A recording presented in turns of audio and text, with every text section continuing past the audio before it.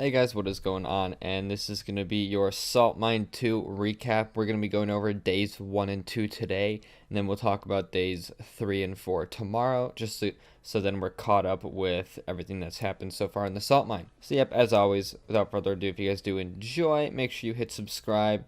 Hitting subscribe is just the best way to support the channel, and yeah, without further ado, let's get right into the video. So the very first matchup we had was Okhalid versus Luis, and there isn't too much really to say about this match in my opinion. Look, Luis fought well. Luis took down a ton of top level competitors in the qualifiers, but when it comes down to Okhalid, man, there are very few people who can even hold a candle to how good he is at this game. I mean, it's crazy how good Okhalid is. This was expected. Okhalid, he just doesn't miss the top corner. I mean, the games that Okhalid won, Luis never scored more than 2 goals a game. He scored 1 goal in game 1, 1 goal in game 3, and then 2 goals in game 4. Okay, Okhalid just dominated him. There was one game he played pretty well. It was 6-7, a 1-goal game. But you know what? Luis just couldn't keep that same momentum going through every single match. Okhalid just is too good, and that's just facts. Then we get on to Astro versus apparently Jack. And, Jack did very well to keep Astro from getting space. I talked about in my last video how this matchup would come down to kind of Astro being able to get space. Okay, and I think apparently Jack did a very good job at shutting down a lot of opportunities.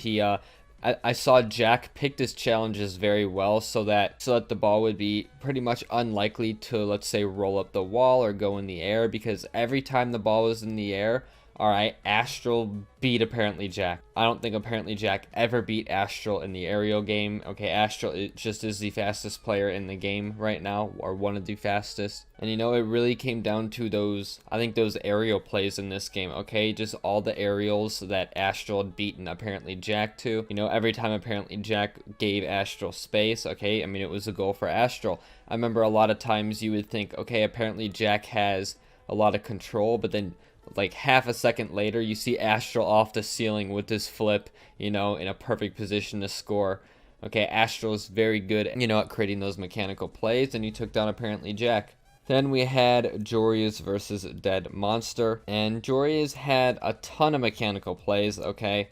I really liked what I saw from Giorious this game. I thought he played a lot better than he did in Fusion. But at the same time, I think that both players this game had a lot of mistakes. There was a ton of mistakes, like open net misses, missed flicks. Dead Monster was actually missing a few easy saves, just flat out whiffing them. Okay, I don't think either party played their best Rocket League. However, I think that Dead Monster had a ton more mistakes than Giorious, and I think this game really came down to just mistakes. And Giorious, I think Giorious' weakest part of his game was his challenges, actually. I mean, I saw a ton of times when Giorious would just backflip into the ball. He'd go for a 50-50 in a position that, I mean, it was more like an 80-20, okay? Like, Giorious would never win those challenges that he was going for, like diagonal backflip, stuff like that. But other than a couple of bad challenges, I think Giorious played very well for the most part. And yeah, then we get on to Samiway versus Revs. And, Revs 3-0'd Samiway, and I think that the biggest problem with this match was, well, Samiway's defense, okay? Samiway and his decision-making, a ton of boost over ball scenarios. I think Revs did a great job at actually baiting in Samiway, baiting Samiway to take those boosts, catching him off guard in a ton of situations. But I mean, there's a ton of times when Samiway would go for Revs' corner boost, and then Revs would just rip one into his net. Like, Samiway just needed to pick when he went for the ball a ton better, okay, and when he went for boost. And if he could fix that, then he could definitely compete more with Revs. Then we get on to Louis versus apparently Jack in the losers round 1 for Europe. And both these players actually had a ton of demos, a ton of bumps. We see Louis and apparently Jack loving to go for those bump plays, just take the defender out of net. And we saw a lot of that this game. And also we saw a lot of really good mechanical plays. I saw apparently Jack had a couple really good ceiling shots. I think that apparently Jack's mechanics definitely were more on than Luis in this matchup. You know, I actually would have liked to see even more of those bump plays coming out of Luis, because they did work for him when he went for them, but he didn't go for them as often as maybe I'd like to see him go for them. So that's one of the little critiques I have. But yeah, overall, apparently Jack takes the dub, and it was a good match. Then we have Dead Monster versus Samiway. And Samiway fixed a lot of those boost over ball issues in this matchup against Dead Monster. Okay, made it a very, very close match. You know, Samiway caught Dead Monster out of position a ton of times.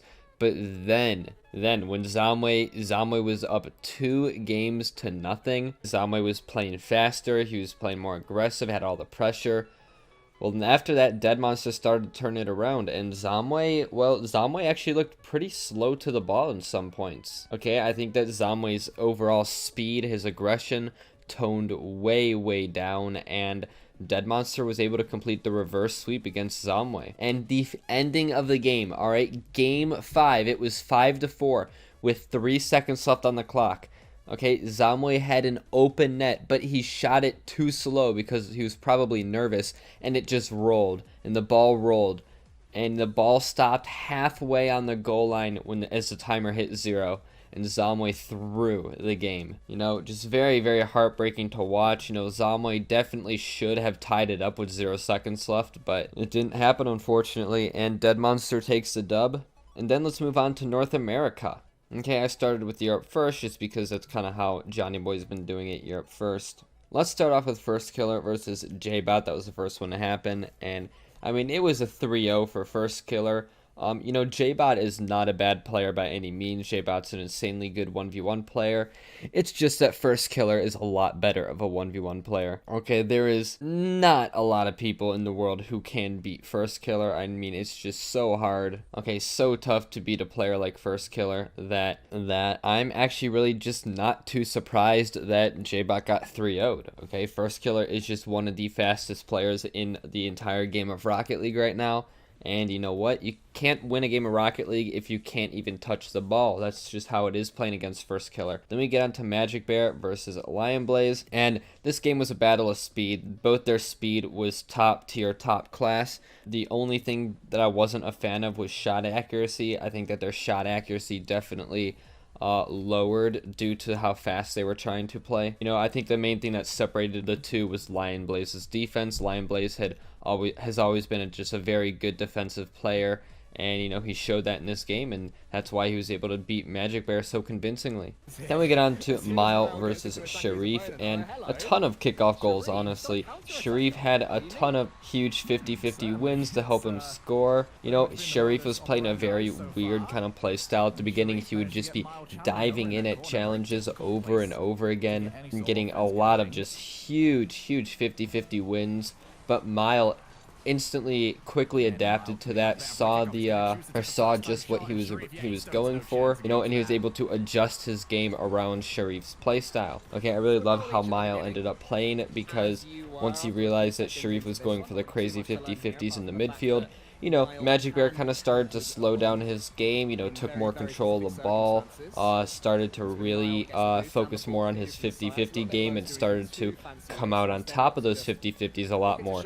Then it turned into Sharif throwing himself at the ball and then flying right by the ball, and Maya would score off of it. And Sharif really just wasn't able to adapt past that, okay? And Mile just kept racking up goals and ended up beating Sharif in the end. Now next up, we have kind of a weird one. It's AJ versus Kinsey, and AJ actually ended up forfeiting the match. I don't know why. Johnnyboi'S just said that AJ missed his match, and it was apparently for reasons that were within his control. So that doesn't make any sense to me. AJ missed his match because of reasons that were in his control. So that means he deliberately chose to do something else as opposed to the Saltmine. Okay, at least that's what it sounds to me. I mean, I really don't know what AJ had going on. I just know he had something else going on. You know, sounds like it was something more important, but yeah, that is what it is. AJ ended up forfeiting to Kinsey. Then we get on to J-Bot versus a Magicbear, and oh my gosh, both these players were playing so fast. Okay, we all know that Magicbear is insanely mechanically gifted, but man, J-Bot really surprised me. He really matched the speed of Magicbear that game. Okay, every time that I thought that Magicbear had pulled off a really mechanically intensive play or completely beat out J-Bot to the ball, J-Bot would respond with just immense speed, you know, challenging the ball in spots that didn't think that he would be able to make it to. And yeah, he played extremely well against Magicbear. It was a game 5, 1-goal game. Okay, it could have went either way, but yeah, just a very fun game to watch, very good game. Then finally, we get on to Sharif versus AJ. And you know what? Thankfully, AJ actually made it to his match this time. And the good thing that he did, because AJ played very, very well. One thing that I like to say about AJ, as well as like players like Magicbear, Firstkiller, Lionblaze, is that AJ is also very mechanically gifted. Okay, a lot of these 1v1 players got really insane mechanics. Okay, I think AJ really showed that in this round. Just, you know, what he's able to do with the ball. You know, AJ always had so much pressure, kept Sharif on 0 boost a ton.